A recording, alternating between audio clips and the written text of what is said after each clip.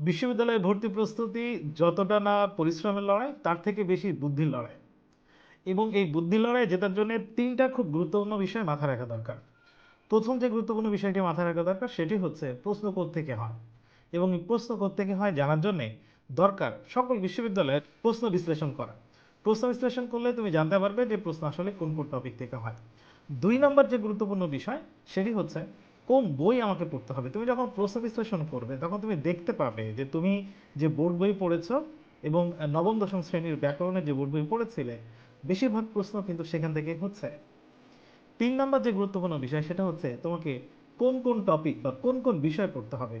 তুমি যখন প্রশ্ন বিশ্লেষণ করেছো তখন তুমি বুঝতে পেরেছো যে বিভিন্ন বিশ্ববিদ্যালয়ের বিভিন্ন ইউনিটে বাংলা যে প্রশ্ন হচ্ছে সেই প্রশ্নগুলো আসলে কোন কোন বিষয় থেকে হচ্ছে। এই ৩টি গুরুত্বপূর্ণ বিষয় মাথায় রাখলে তুমি বিশ্ববিদ্যালয়ে ভর্তি পরীক্ষা যদি একটা ভর্তি যুদ্ধ হয় তাহলে সেই যুদ্ধে জয়ী হতে পারবে।